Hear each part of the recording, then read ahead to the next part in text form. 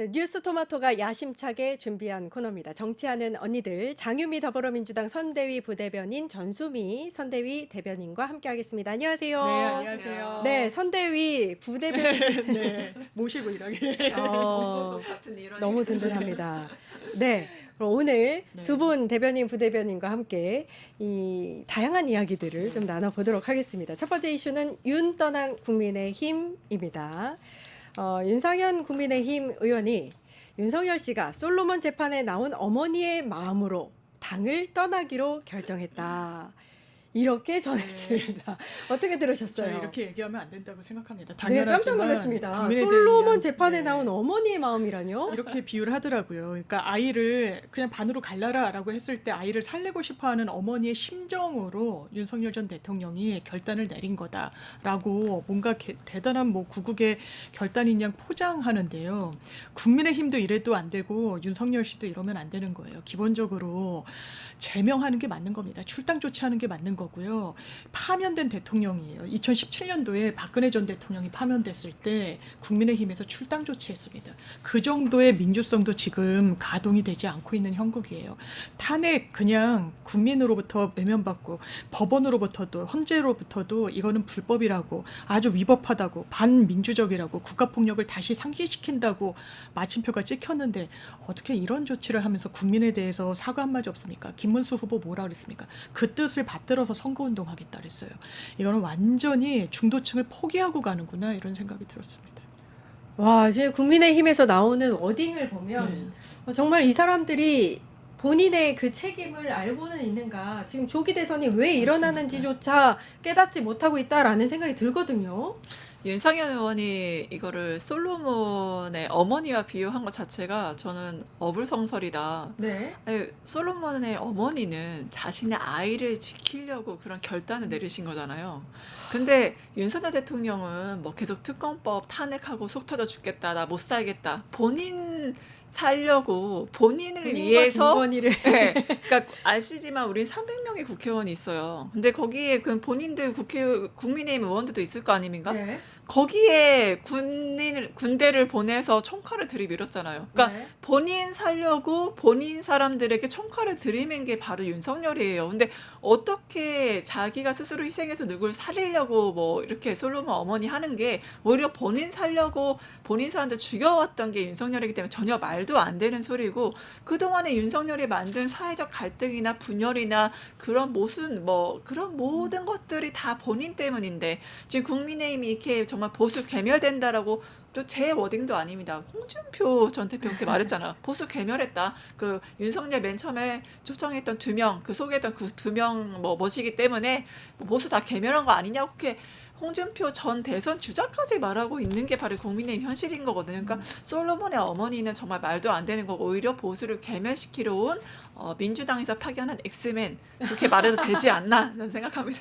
아, 윤석열 씨가 네. 민주당에서 파견한 엑스맨이라고 국민의힘 의원들 그렇게 얘기한대요. 아, 너무 국민의힘 의원들이요? 그러니까 너무 화나니까요. 아니 도대체 대통령이라면 우리 국민의힘도 살리고 나라도 살려야 되는데 저 사람 이상해, 이 정도까지 하는 건 엑스맨 아니야? 그렇게 아. 국민의힘 의원들이 얘기한다고 합니다. 그러니까 윤석열 씨에 대한 국민의힘 내부의 목소리도 사실 진짜 내부로 들어가면 불안하다, 좀 아무 얘기도 안 했으면 좋겠다 이렇게 얘기하지만 네. 외부에서 우리 국민들이 봤을 때는 어떠냐면요, 이 윤석열 씨 법률 대리인이자 40년 지기 네. 이 석동현 변호사도 선대위에서 들어갔다가 네. 논란이 되니까 사퇴하는 맞습니다. 일도 벌어졌어요. 계속해서 윤석열 씨가 영향을 끼치고 있단 말이에요. 완전히 그 그림자에 갇혀 있는 거예요. 그냥 위원장 자리도 아니고요. 시민사회 특위위원이라고 해서 위원장 자리를 줬고, 석동현 변호사는 윤석열 대통령의 이 개헌 국면에서 입이었어요. 대리인이었고. 네. 거기에 더 나아가서 이 사람이 어떤 사람이냐.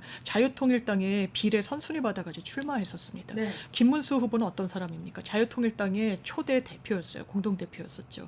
절연할 수 없어요. 김문수 후보 사실상 처델성으로 뭐라고 이야기했습니까? 극우, 그 우파 아스팔트 세력과도 손잡을 수 있어야 된다. 광화문 세력과 손잡을 수 있어야 된다. 이 사람들은 의병과 같은 사람이다라고 이야기를 했어요. 와. 제가 국민의힘 인사로부터 들은 표현이 상당히 이제 좀 뇌리에 충격적이네요. 남았는데 예, 어떤 예. 표현이었냐면 국민의힘에서 그런 공포감이 있다는 거예요. 어떤 공포감이냐면 M&A를 당할 거라는, 어. 자유통일당으로부터 뭔가 접수당할 거라는, 그래서 그 맥락에서 뭐 후보 교체에 무리수를 뒀다라는 뭐 이런 해석도 있긴 합니다만, 지금 그런 형국이에요. 내부인들도 긴장을 할 만한. 석동현 변호사 지금 눈치 보고 사퇴했지만 뭐 어떻게 어떤 영향력이 있을지 또 어떻게 합니까? 왜냐하면 윤석열 전 대통령이 계속해서 본인이 승리를 위해서 노력하겠다고, 네. 김문수 후보를 지지해달라고, 국민의힘을 자신의 어떤 휘하로 끌어오고 있기 때문에. 그리고 또 어떤 인사들을 앉히고 있습니까? 오늘 5.18이에요. 정호영 씨를 상임 고문으로 앉혔다라고 보도가 나왔었죠. 12.12의 주역입니다. 12.12 40주년 됐을 때 전두환 씨 옆에서 자축하던 사람이에요. 네. 그런 사람을 광주 정신을 뭐 받들겠다고 하면서 어떻게 이런 쿠데타 세력을, 더더군다나 내란 혐의로 7년형 실형받았던 사람이에요. 그러니까요. 예, 네. 그런 모습이 어떻게 보면 대단히 오만하다. 이 정당은 뭐 후보 교체 모습에서도 봤지만 민주성도 상실했고, 이 계엄에 대해서, 내란에 대한 인식도 반성이라고는 정말 추호도 없구나, 이런 생각합니다.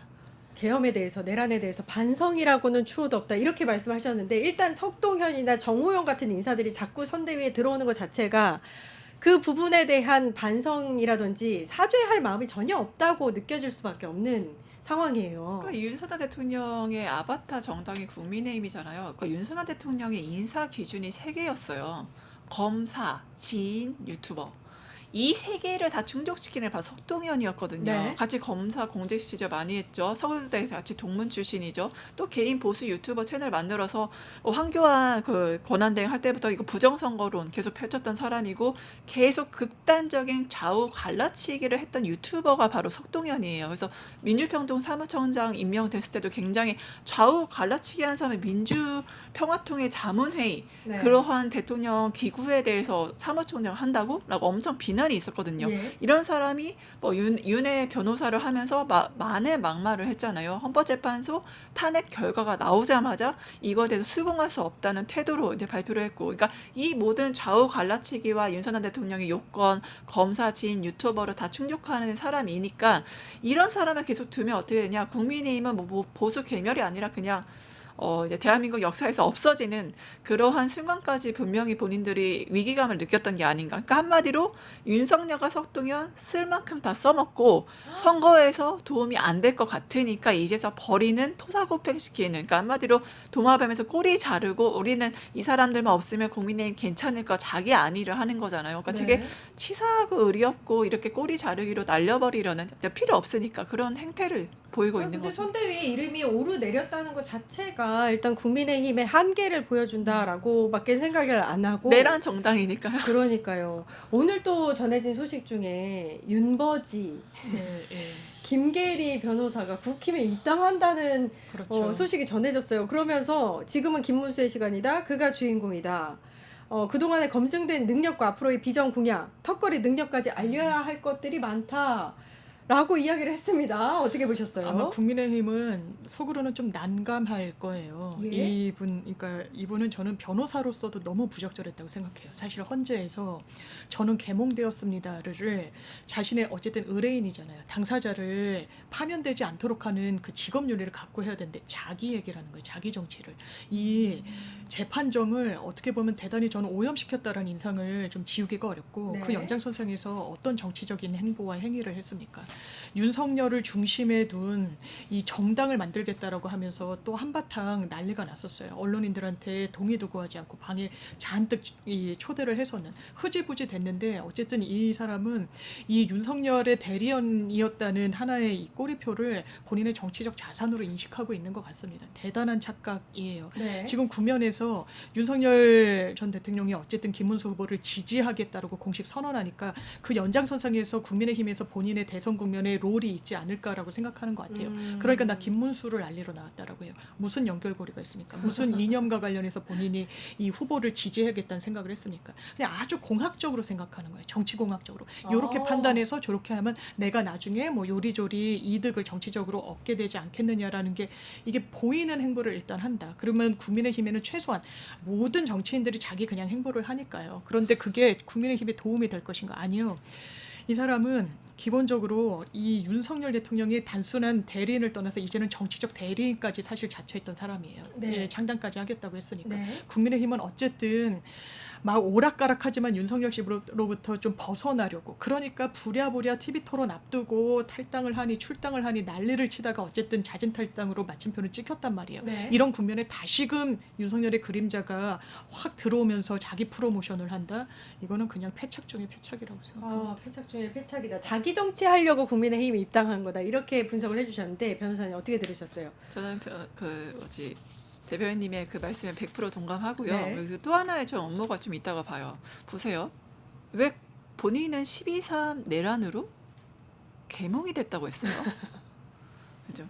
개몽계리잖아요. 개몽계리죠. 예, 근데 개몽이 된 사람이 그리고 무엇보다 지금 김문수 후보가 되기 전에 한덕수 후보에 대해서 국민의힘 쌍권총이 밀었잖아요. 네. 그리고 거기에 윤석열 대통령도 힘을 실어줬었고 그러다가 이렇게 됐는데 그 전의 과정들을 봤을 때 김문수가 최종 후보가 되는 걸 국민이 원했느냐 과연 그게 윤석열의 의도였느냐 이 모든 판을 봤을 때는 이미 한덕수로 정해져 있었고 그렇죠. 지금 이런 걸 봤을 때는 이거 오히려 그런 국민의힘의 모습을 보면서 오히려 탄핵당이 아니냐라고 정광훈 목사가 비난을 해요. 국민의힘에 대해서. 그럼 정광훈 목사가 바로 윤석열과 괴를 같이 했잖아요. 근데 이 모든 것들 그러면 결국에는 김계리 씨가 지금까지 해왔던 행보를 보면 국민의힘이 아니라 자유통일당에 입당하셨어요. 본인의 정통성이 맞잖아요. 12.3 내란을 꾸준히 엄호하고 윤석열 대통령에 대해서 어떻게 너희가 그렇게 배반할 수 있어라고 네. 정광훈 목사는 한결같이 윤바락이었거든요. 예. 그럼 본인도 윤바락이고 윤 어게인 창당하려고 했잖아요. 그러면 네. 본인의 그런 정치적 소신과 철학이 있으면 윤바락이니까 아니 정광훈 목사랑 같이 하셔야지 왜 자유통일당에 입당하셔야 되지 생애 최초의 당적을 왜 국민의힘으로 합니까? 첫 번째. 네. 두 번째. 저는 지금 개주가 시작됐다. 개 그냥 개주. 그러니까 개주. 우리가 이렇게 달리기 할 때 그러니까 개몽이 되었다고 하잖아요. 맨 처음에 내란으로 인해서 그러니까 맨 처음에 개 12상 계엄이 됐고요. 네. 두 번째 라임인가요? 그렇죠. 계엄 개몽, 계리, 개몽, 개주. 개주로 개주. 지금 가고 있다라고 네네. 저는 보는 게 지금 맨 처음 12.3 이제 그 계엄이 됐죠. 네. 그다음에 본인이 그걸로 개몽이 됐어요. 네. 근데 타이밍이 너무 절묘하지 않아서 첫 번째 윤석열 대통령이 지금 탈당했습니다. 그렇죠. 탈당과 동시에 김계리가 입당했어요. 네. 그럼 이건 뭘까? 누군가는 탈당했어요. 누군가는 입당해요. 그러면 다시 이 계주를 계속하게 이 내란의 12.3 내란부터의 윤석열은 떠나지 않았어. 바톤 받아서 난 달리겠어. 전 계주가 시작됐다고 보거든요. 야. 바로 김계리의 입당은 이런 그러니까 계엄의 계주를 계속하겠다는 본인의 의지, 그거 윤석열에 지지하는 사람들의 그런 의지가 반영된 그런 입당이라고도 볼 수 있다라고 봅니다.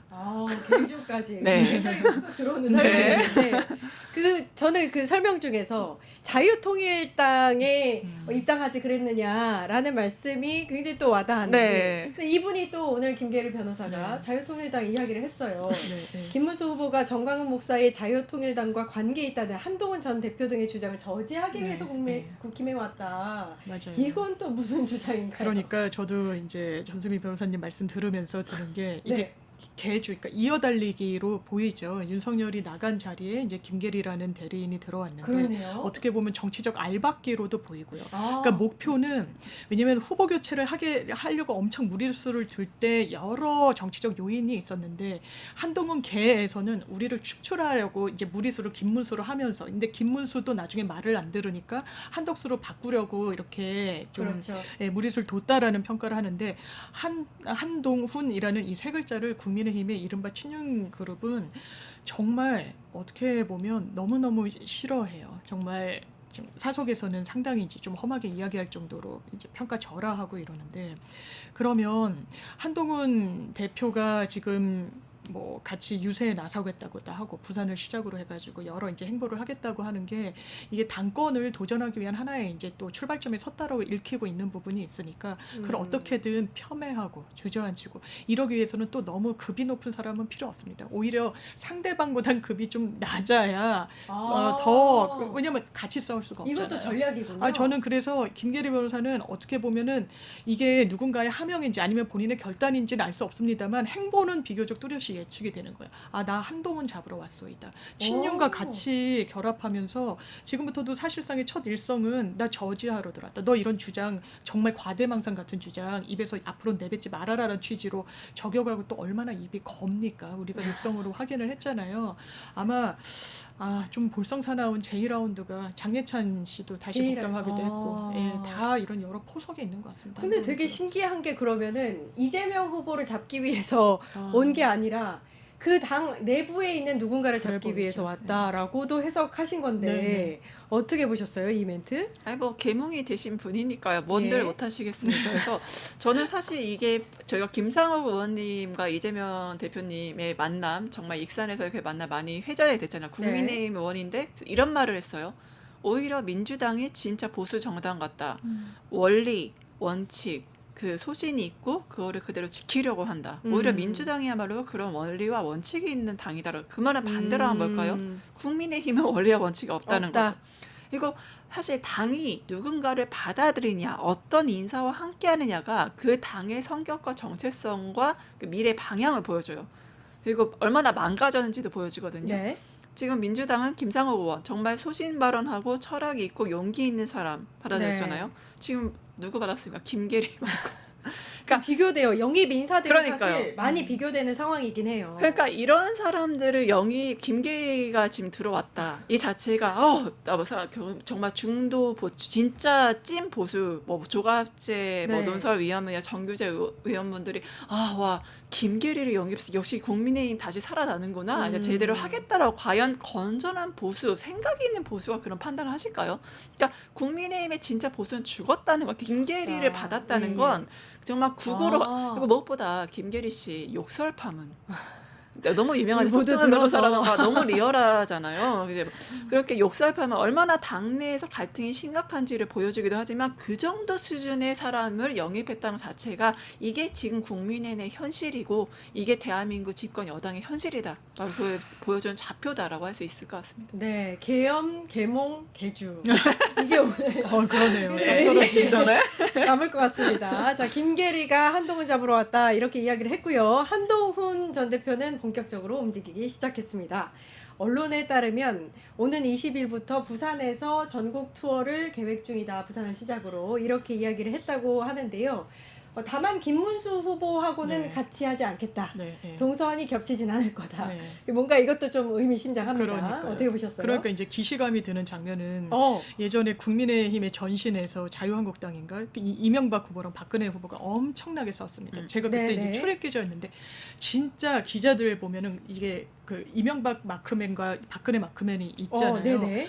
그러면 서로 완전히 정말 그쪽에 진영에 몸담은 의원들이 이제 험담을 할 정도로 상당히 감정의 골이 깊었고 실제로 이명박 후보가 최종 후보로 낙점됐을 때 박근혜 당시 낙선자가 한참 좀 고사하다가 유세를 하겠다고 하는데 공동 유세는 하지 않았어요. 네, 힘 실어주기 싫다는 거예요. 이거 유세인도 유세 아닌 유세 같은 이런 상황인 거예요. 네네. 왜냐면 한동훈 후보는 3대 성결과제 같은 거를 막 제시를 합니다. 탄핵 반대한 거에 대해서 김문수 후보 당장 사과해라. 그렇죠. 그리고 이제 뭐 출당, 탈당 네. 이야기를 했는데 세 가지 중에는 이 탈당만 마침표가 찍혔음에도 불구하고 자기가 일단 움직이겠다는 거예요. 왜냐하면 이 당에 지금 여러 후보군들, 주자들 그리고 정치적 자산이 있는 좀 체급이 있는 정치인들은 대선에 과연 목표가 있나라는 생각이 들어요. 다음 앞으로의 당권에. 당권 그리고 당권을 잡아야 또 지방선거 그 지방선거와 연계된 여러 이제 이권들 정치적 이득 이런 부분이 있다 보니까 아마 한동훈 후보도 여기서 낙마하면 정치적 미래는 상당히 좀 제약될 거예요. 그러니까 유세를 안 할 수는 없고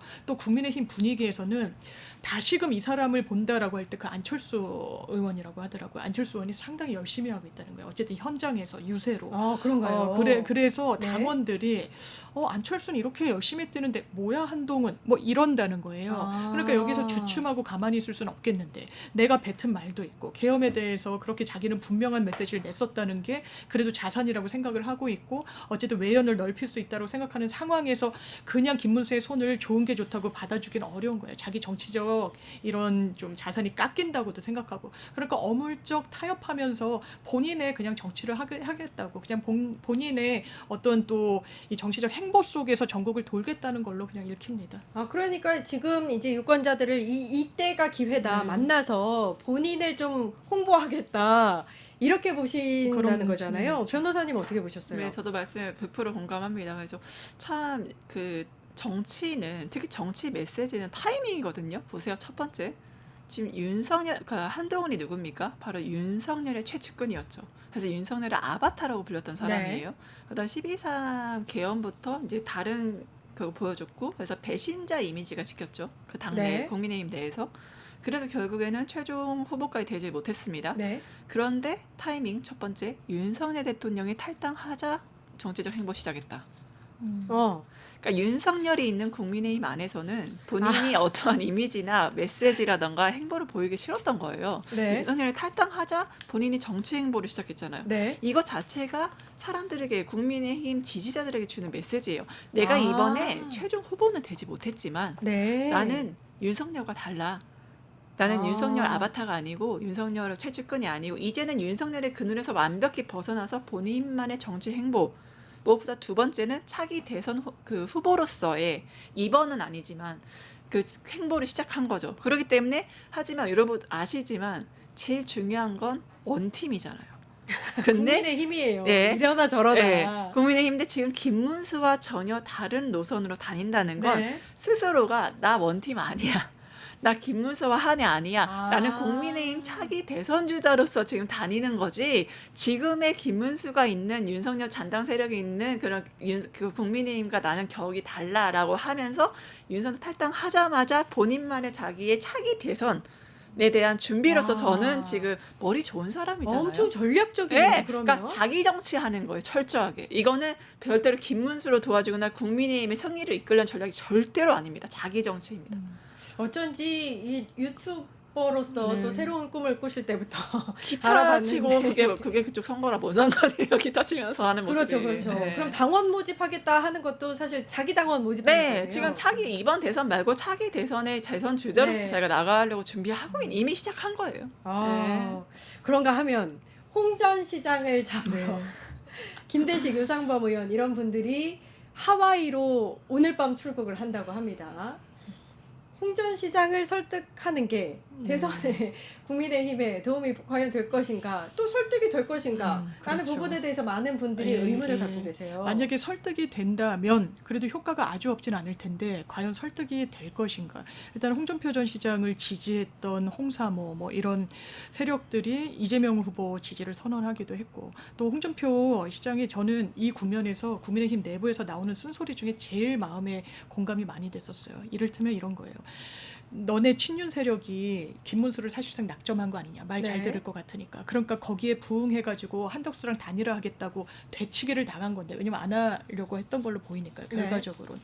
그렇게 역공모를 하는 부분과 관련해서 뭐라고 할 거냐. 당신들이 먼저 음험한 계략을 꾸미지 않았냐는 취지로 이야기를 해요. 그러면서 국민의힘에 일갈합니다. 당신들은 이념 세력이 아니다. 이념 집단이 아니다. 그냥 이익 집단이다. 그렇게 보이는 거예요. 왜냐하면 이 일련의 과정에서 108명의 의원들이 거의 의석수가 국민의힘 깃발만 꽂으면 되는데요.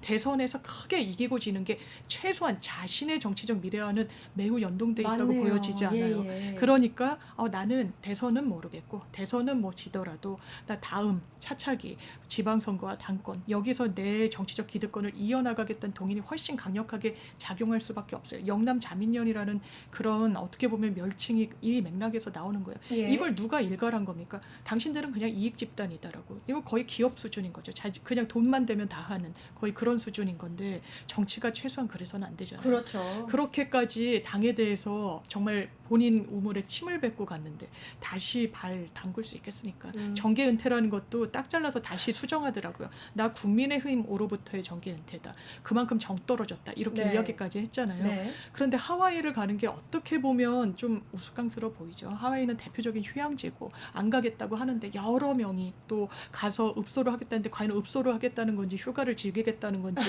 대선 국면에서 또 빠지겠다는 네, 건지 네. 국민의힘의 지금 큰 문제가 현역 의원들이 이렇게 뒤짐지고 않다는 거예요. 어. 왜냐하면 뭐 거리에 나가봤자 좋은 소리도 잘 못 듣고 이게 뭐 크게 자기들 이길 것 같지도 않고 이러니까 일일 보고서를 써내라고 했다는 거 아닙니까? 어. 국회의원 평가를 하는데 우리 반영하겠다고. 이게 절박한 거예요. 왜 친윤밖에 캠프에 없냐라고 물으면 사람이 없어서라고 대답한다는 거예요. 그 내부자들이. 이게 지금 현실인데 어떻게 지금 뭐 홍준표니 뭐 이준석이니 꿈도 야무지다 생각합니다. 그러니까 이게 무슨 그 의미가 있나라는 생각이 들고 일단은 구구절절합니다. 무슨 손편지를 들고 갔다 이런 내용도 있고요. 왜 이러는 걸까요? 마음이 단단히 틀어지셨잖아요. 네. 오죽하면은 글에다가 이재명 나라에서 살아봐라라고 말씀하셨고, 어. 예, 그리고 또 홍준표 전 이제 시장님께서 그 무엇보다 여러 가지 발언하셨지만 나 그 당에 아무것도 받은 거 없고 차라리 노무현의 그 민주당에 대해 같이 할 걸 그랬다. 맞아요, 꼬마민과 같이 할 맞아요. 그런 네. 말씀들을 했고 무엇보다 거기에 대한 응답으로 이재명 대표께서 또 SNS에다가 제가 너무나 정말 유머도 있으시고 위트도 있으시고 너무나 노련한 정말 정치인이시다라고 정말 우대를 해주시면서 홍준표 대표가 만약에 그 대선 후보가 됐다면 굉장히 부담스러운 존재였다라고 이렇게 치켜 세우잖아요. 마지막에 막걸리나 한 잔 했으면 좋겠습니다. 네. 이게 얼마나 따뜻하고 정말 이렇게 푸근합니까? 네. 제가 홍준표 대표 지지자라면 그뭐 엄청 홍카콜라 그 지지자라면 네. 이재명이 그래도 우리 국민의힘에서는 다 우리 버리고 팽당하고 이렇게 대우하는데 또 이재명은 다르네. 역시 이재명 후보는 그래도 우리 홍준표 대표랑 결을 같이 하네. 이렇게 알아주네라고 되게 좋아했을 것 같아요. 그러니까 국민의힘에서 비단 걸린 거죠. 왜냐 홍준표 팬들이 도대체 얼마나 많은데. 그리고 네. 무엇보다 이분은 당에 굉장히 구심력이 있는 노련한 정치인에서 당의 어른으로서 기능하실 수 있는 분이에요. 근데 당에서 철저하게 이분을 버리고 대선 주자까지 했으면 됐지 어쩌라고 이런 식으로 대우했던 게 국민의힘이잖아요. 그러니까 굉장히 제가 홍준표 전 시장이라 너무나 기분 나쁠 것 같아요. 내가 그렇게 당을 위해서 헌신하고 많은 걸 해왔는데 나한테 대선 주자까지 했으니까 됐으니까 그냥 조용히 있으라고? 니네가 아니 민주당이 그럴 수 있는데 니네는 어떻게 나한테 그럴 수 있어? 배신감. 그래서 또 손편지 들고 간다고 해도 저는 그게 마음이 과연 그러진 달라질까라고 생각합니다. 이미 알겠습니다. 가장 시그널 중요한 게 있죠. 네. 홍준표 대표 측근 가상화폐의 바로 이제 전문가이신 이 교수님께서 저희 이 맞아요. 당으로 그랬었죠. 영입이 되셨잖아요. 그런 식으로 이미 측근이 되고 왔다는 것 자체가 하나의 정치적 엄청난 시그널이고 메시지인 거거든요. 홍준표의 측근도 이재명을 지지한다. 그러니까 여러분들 진짜 누가 진짜 보수인지 누가 진짜 대한민국 살릴 사람인지 한번 보자. 그러게요. 바로 이재명이야말로 통합과 협치를 이뤄낼 미래의 대통령이다라는 전 시그널을 줬다 봅니다. 시그널이었다. 네, 알겠습니다. 두 번째 이슈로 넘어가 보겠습니다. 윤부부 사법 리스크 첩첩산중입니다. 일단 대선을 불과 2주여 앞두고 내일 윤석열 씨가 이제 경찰 또 군 수뇌부에 대한 내란 혐의 재판이 이어지는데요. 당장 내일 윤석열 씨의 4차 공판이 열립니다. 지금 시기가 굉장히 또 중요한 게 맞습니다. 지기현 판사가 룸살롱 접대 예, 의혹을 받고 있는 시점이에요. 네, 맞습니다. 네, 내일 재판 어떻게 보세요? 저는 일단 지기현 판사의 어떤 의혹에 대해서 중앙지방법원이랑 대법원이 각각 이제 입장을 냈는데 서울중앙지방법원은 이 제보나 어떤 확인하고자 하는 그 의혹 사실이 매우 구체적이지 못해서 이 확인에 좀 한계가 있다는 취지로 이야기를 해요. 전 되묻고 싶은 게 얼마나 더 구체성을 띠라는 거니까 네. 사진을 공개했고요. 그 같다는 딱 그 술집의 사진이에요. 네. 그리고 사실관계 확인이 어렵지 않습니다. 당사자한테 물어보면 돼요. 그게 정말 10분도 걸리지 않을 수도 있어요. 간 게 맞냐, 언제 갔냐, 누구랑 갔냐, 돈은 누가 냈냐, 그것만 물어보면 되는 네. 거예요. 몇 번을 갔는지. 그러니까 대법원에서는 조금 결이 다른 걸 했죠. 어쨌든 가동할 수 있는 모든 수단을 다 동원해서 이 어떻게 된 사유인지를 보겠다. 이 정도면요, 저는 재판에 관여하지 않는 게 맞다고 봅니다. 기본적으로 이제는 그런 거예요. 어떤 결론을 내든지 간에 진보, 보수, 국민의힘, 민주당 양측의 지지자들이 그대로 이걸 수긍하지 않을 것 같아요. 결론을. 이를테면 윤석열, 내란 수계, 뭐 사형, 무기 이렇게 했을 때는 국민의힘 지지자들은 뭐라 그러겠습니까? 이거 제보에 덜미가 잡혀가지고 이렇게 재판했구나라고 아마 생각할 거예요.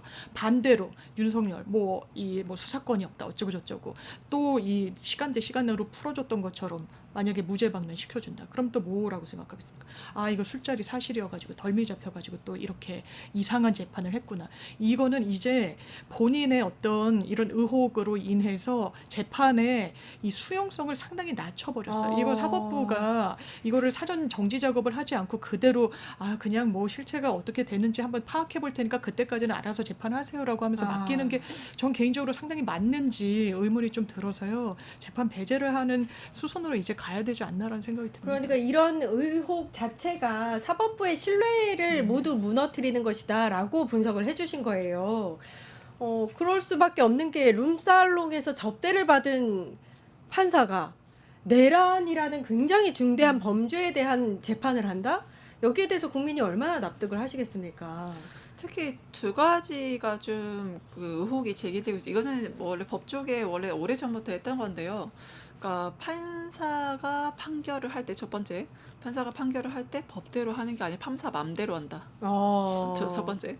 그리고 두 번째는 수사기관에서 유력 정치인이나 유력 판사나 그런 핵심 인물들에 대한 어떠한 폴더가 있다. 이번에 뭐 경찰에 뭐 직위원 폴더가 있었다고 그런 제보가 또 있었던 거 아니겠어요? 그러니까 네. 그런 식으로 직위원 판사도 뭐 룸사롱 접대를 받던 어떤 본인의 약점이 있는데 그것이 수사기관에서 그 약점을 이용해서 윤석열 정권은 특히 검찰 정권이다 보니까 그러한 특정인에 대한 약점을 이용해서 이거 안 해줘? 그러면 이거 터트려줄게. 이러한 어떠한 물밑에서의 딜이 있지 않았나. 그렇기 때문에 비상식적인 어떻게 구속 취소는 누구나 상상 못했던 거거든요. 네. 근데 그 구속 취소에 대해서 다시 그거를 재구속시키지도 않았어요. 그리고 그거를 눈 감아줬고 지금의 내란 재판에서도 너무나 아니 내란 혐의를 저지른 그런 피의자에게 너무나 많은 특혜를 주고 있잖아요. 그러니까 뭐 무엇보다 뭐 직업, 무직 이렇게 얘기한 게 처음인데 뭐 전 대통령 이런 식으로 예우해주고 뭐 지하 주차장으로 입장하게 해주고 그 모든 것들이 너무나 특혜를 계속 주고 있는 게 아니 이렇게 생각할 수밖에 없지 않겠어요? 약점 잡힌 게 있나? 왜 저 정도까지 하지? 네. 왜 저렇게 무리해서 재판을 진행하지? 예. 이게 일반 국민의 상식이거든요. 네. 그런 점 봤을 때 역시나 직위원 폴더가 있었던 게 아닌가 의심하지 않을 수가 없는 거고 그다음에 판사가 그동안 법대로가 아니라 얼마나 마음대로 해왔나 사법개혁의 필요성을 다시 한번 부각시키는 이슈가 되지 않을까 싶습니다. 그 직위원 폴더를 말씀을 하셨는데 이 직위원 판사에 대한 접대 의혹 이 소스가 경찰에서 나왔다라는 의혹이 지금 제기되고 있는 네, 거잖아요. 네. 경찰 캐비넷이 네, 열렸다. 맞아요. 변호사님 어떻게 네, 보세요? 뭐 이상우 고발뉴스 기자가 네. 그렇게 이제 그 의혹을 하고 본인의 취재 결과라고 이제 말씀을 하고 있어서 그 경위는 뭐 저는 개인적으로 모릅니다만 아마 제가 듣기로도 이게 뭐 캐비넷에서 묵혀놨던 걸 꺼냈다 이렇게까지는 제가 단정할 수 없지만 이제 여러 이제 강남 쪽을 관할하는 서에서 이런 제보 내지는 어떤 동향이 있어서 수사를 개시했던 흔적들은 좀 있던 것 같고요. 왜냐면 이게 기본적으로 아무런 대가 관계 없고 자기네 진행하는 사건 관계인이 아니라고 하더라도 100만 원 이상의 접대를 받으면 그게 금품이든 향응이든 이건 네. 청탁금지법 위반이고요. 1원 이상이라고 하더라도 공직에 있는데 대가 관계가 있는 돈을 받으면 그건 뇌물이에요. 판사잖아요. 네, 그러니까 그리고 대단히 업무가 포괄적이라고 볼 수밖에 없어요. 네네. 그 지위 자체가.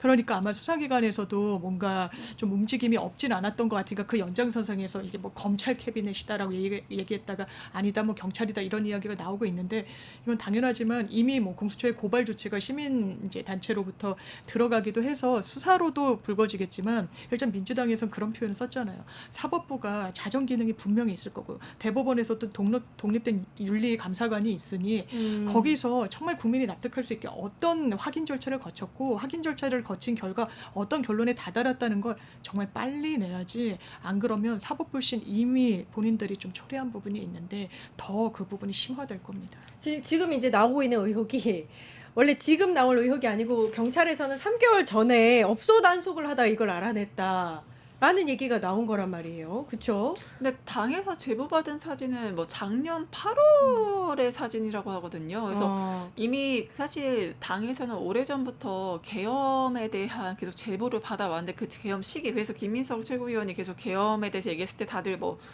특정 언론을 비롯한 뭐 말도 안 되는 소리 한다 그렇게 치부해서 네네. 실제로 계엄을 했고요. 네. 그러니까 그런 식으로 사진도 작년 8월에 이미 확보를 했고, 그다음 무엇보다 지기현 판사 얼굴이 굉장히 선명하게 그랬대요. 나온 사진을 예, 지금 예. 당에서 확보를 했다고 네. 하거든요. 이제 그런 정황들 봤을 때 이미 전부터 계엄 선포에 대해서 준비를 하고 있었고, 윤석열 대통령은 이렇게 접대 받으면서 어떤 것들이 있었을 때 뭐 이런 물밑의 과정으로서 어떠한 이런 접대를 한 게 아니냐, 이러한 의혹까지 지금 일고 있는 거. 결국에는 그 사법부 개혁, 사법부도 얼마나 많이 지금 썩었나, 그런 문제점을 제기하고 있는 거고, 그러니까 이 법관과 검사의 유착 문제가 이번에 이제 제대로 좀 드러나게 된다면 이것이 새로운 이제 위대한 대한민국에서 사법 개혁의 필요성, 법관이 이제 너무나 좌지우지 못하고 지금 사심제가 나오는 이거 바로 이런 것 그렇죠. 때문이잖아요. 그래서 제대로 된 개혁 방향으로 갈 수밖에 없지 않을까 싶습니다. 그러니까 지금 이 상황에서 사실 사법부가 할 수 있는 가장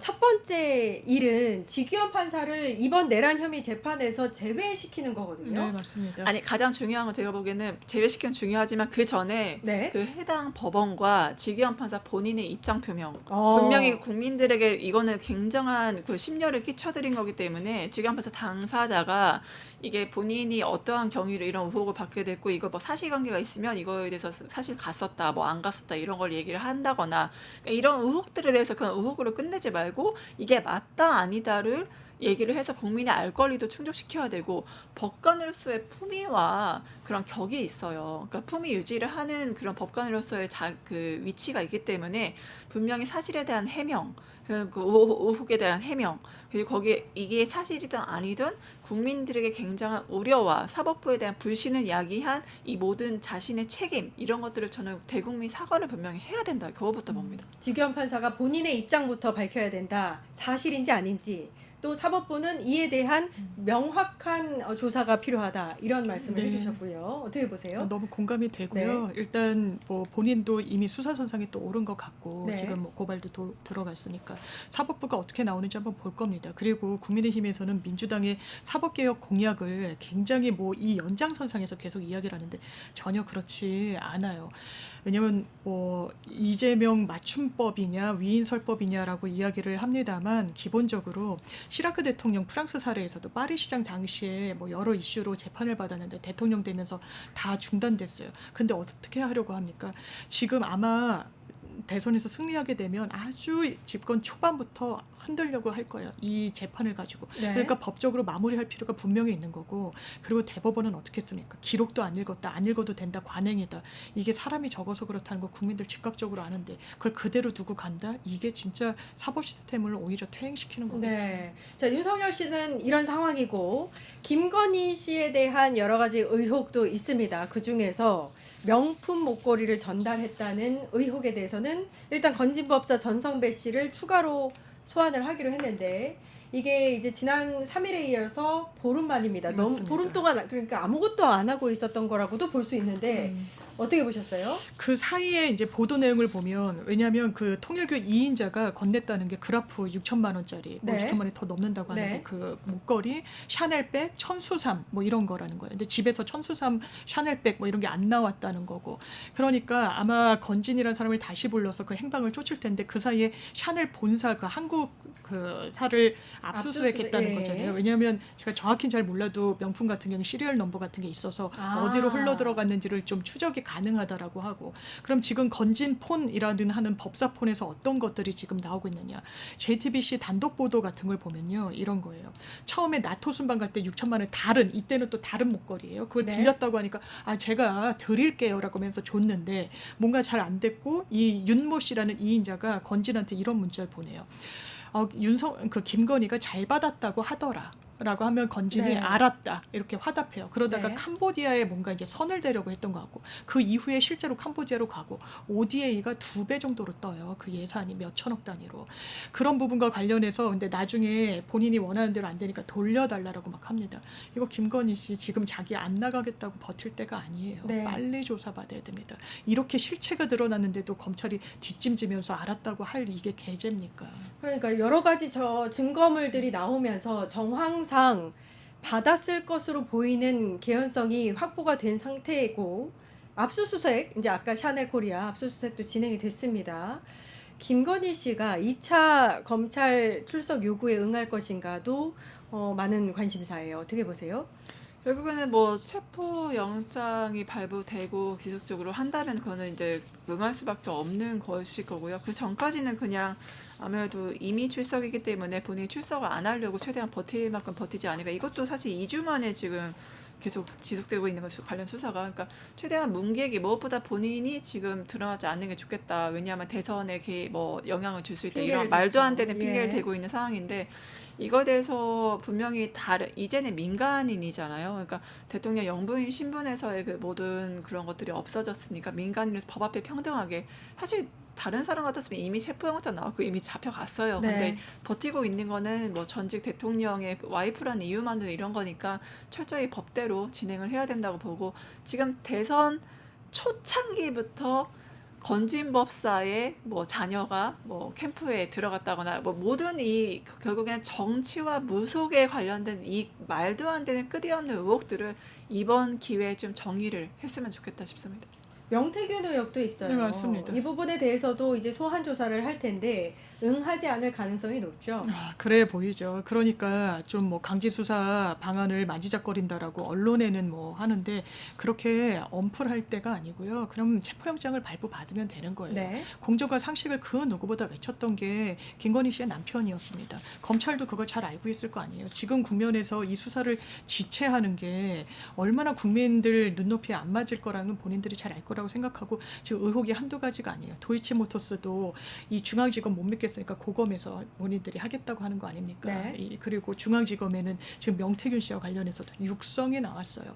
그리고 김건희 씨 육성도 있습니다. 내가 당선인한테 얘기해서 이렇게 하니까 걱정하지 말라고. 그리고 그 이후에는 김상민 검사를 찍어 누르려고, 그러니까 찍어 붙이려고 김영선 의원한테 장관 자리 내지는 기관장 자리 제안했다라는 거 아닙니까? 아니 이렇게 명징한 걸 어떻게 본인이 알았습니다. 제가 지금은 나갈게요. 지금 몸이 다 나고 대선도 끝났네요. 이럴 때까지 기다려주는 게 수사기관이 아니에요. 그러니까 육성으로 아무튼 공천에 개입했는지 여부도 다 증거가 나왔고 온 국민이 들은 상황에서도 지지부진한 이제 수사 왜 그렇냐? 근데 이 가운데 나온 게 윤석열 씨의 통화 내역이에요.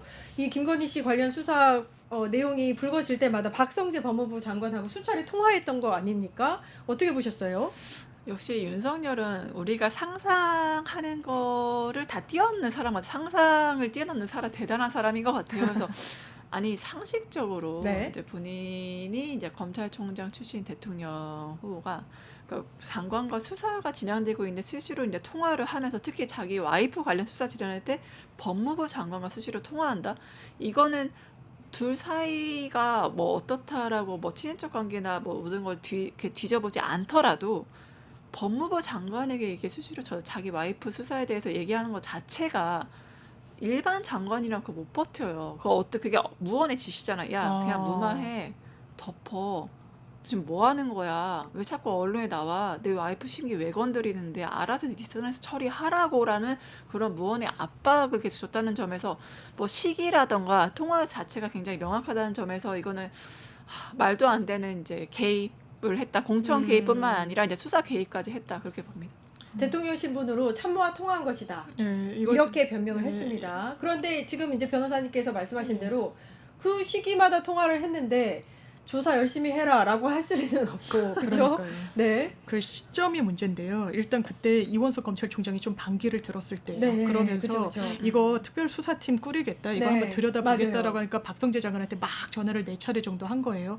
장관은 수사 지휘를 일선의 검사한테는 할 수 없지만 검찰총장에 대해서는 할 수 있거든요. 그러니까 뭔가 이 수사를 무마하려는 시도로 당연하지만 읽히는 거예요. 그런데 대단히 비겁한 겁니다. 그리고 그 네. 이유가 아니면 별도로 잘 해명되지 않아요. 뭐 개헌 당일에도 계속 비화폰으로 막 주고받은 여러 국무위원들과의 그 흔적.